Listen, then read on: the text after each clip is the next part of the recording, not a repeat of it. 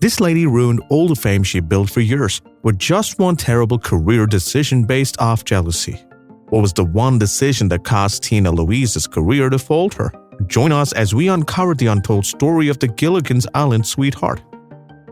Tina Blacker was born on 11 February 1934 in New York City, the only child of her parents Joseph and Sylvia Blacker. Tina was forced into a lonely upbringing. Even worse, her parents were divorced before her 4th birthday, and that's how she was raised single-handedly by her mother. Louise had her first modeling job at age 2 in a commercial ad for her father's candy store. And in high school, she joined the drama club. After that, she continued drama classes until she was 19. But little did she know that from her humble beginnings in her father's candy store ad, Tina would eventually grace the Hollywood stage. Tina made her acting debut in 1952 in the Bette Davis musical revue, Two's Company.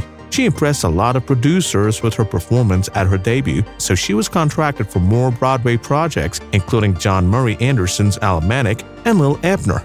Louise made her television debut in 1958 in the American comedy drama film God's Little Acre. That same year, she was listed by the National Arts Council as the world's most beautiful redhead. But Tina was still not satisfied with the quality of projects she was attracting in the industry, so this made her return to the United States to submit under the mentorship of famed theater director and acting coach Lee Strasberg. However, it won't be long now before she lands what is arguably her most popular role in the industry. In 1962, Tina made a guest appearance in the situation comedy The Real McCoys, and in 1964, alongside American actor Bob Denver, she was featured in the Beach Party film For Those Who Think They Are Young. Just a few months later, Louise won the role of Ginger Grant in Gilligan's Island. Tina Louise's portrayal of Ginger Grant in the popular TV series Gilligan's Island catapulted her to fame, making her a beloved and iconic figure for fans who cherished her glamorous and witty character on the show. Her striking red hair, enchanting green eyes, and her statuesque figure perfectly embodied the glamorous Hollywood starlet persona of Ginger Grant. But while people saw the show as her well-deserved big break, Tina argues that it devastated her career and left her in ruins. Life after Gilligan's Island was not so rosy as Tina struggled to stay afloat amid the harsh tides of the industry. So, what was the reason behind her departure? There are so many rumors about Louise's sudden decision to quit one of the biggest shows of her career, refusing to appear in any of the show's subsequent sequel movies. The most popular was that she felt that the show wrecked her career by typecasting her. While that might be partly true, especially considering all the effort she put in to switch to darker roles in the future, still, this wasn't her only worry. A little hard to believe, but Tina felt that her Ginger Grant character was inferior. While during the early days of the sitcom, Louise always complained that Bob Denver had more lines and was getting more of the fans' attention. Bob was constantly in the show's spotlight, and this made Tina really uncomfortable. The show's creators were quick to remind her that it was Gilligan's Island and not Ginger's Island. This made her unhappy and dissatisfied all through the show's run. However, the least popular reason, which might be the most genuine, was that she left the show because the show creators kicked her out. It was reported that Louise asked for a ridiculous sum to play Ginger again, but the show's creators didn't think that she's worth it. She must have learned what Bob Denver, Alan Hale, and Jim Backus were making, and this motivated her to demand for more. Anyway, she left the show and strayed as far as she could from the Ginger character. The late Don Wells, in one of her interviews, claims that even though Tina might have hated the show, she got along easily with everyone. And with her death from COVID-19 in 2020, Tina Louise became the last surviving cast member of the show. But her troubles aren't only with the show. In fact, her relationships were much more tumultuous than her career. While the actress tries her best to keep her personal life away from the eyes of the public for the right reasons, she isn't proud of her relationships and numerous romances with Hollywood men. Anyway, Tina, at 88 years old, is not letting her age come in the way of her long-sought true love, so she maintains that she is still interested in a relationship with the right person. "I'm open to life," she told Post. "These days, I'm still not going out very far. I go out with a friend. It's once every 2 weeks."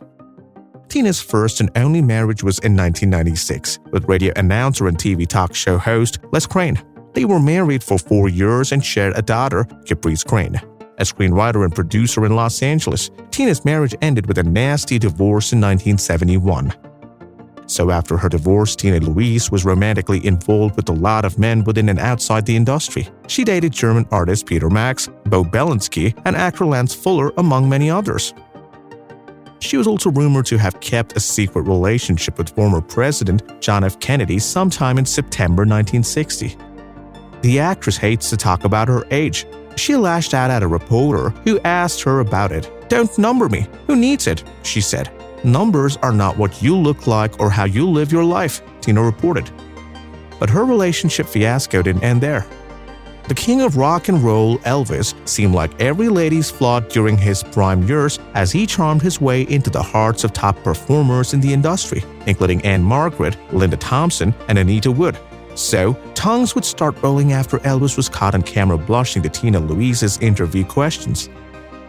While Presley was conscripted in the army, and after 2 years of active service, it was finally time to make music. Following his return, Elvis was met with a handful of reporters and journalists who wanted to know how long they would have to wait before they would hear their king again.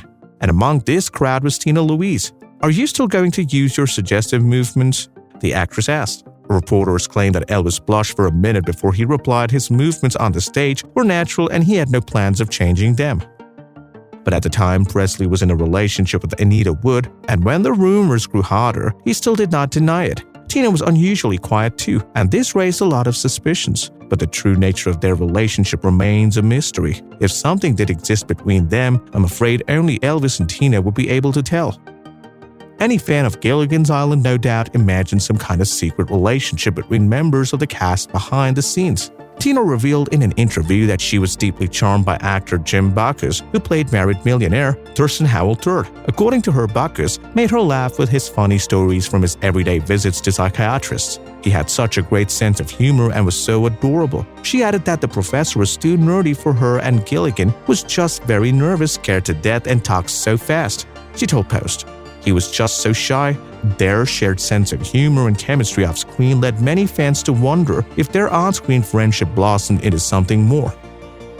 After her time on Gilligan's Island, Tina Louise found a new passion that may surprise you. Tina Louise became a passionate contributor to the child literacy cause. She has been volunteering in local public schools since 1996 and donated more than half of the proceeds from her book, When I Grow Up, to child education. When I Grow Up is her last book, and it was published in 2007. The book was inspired by her love for children, and in it, she encourages children that they can be whatever they want to be using creative animal kingdom comparisons. She is also a lifelong member of the Actors Studio and a member of the Academy of Motion Pictures Arts and Sciences. With a career spanning over 6 decades, Tina Louise shares her most valuable lessons from the industry. The best movie you will ever be is in your own life, because that's what matters at the end. Tina Louise's last official appearance on screens was in 2019 faith-based movie Tapestry.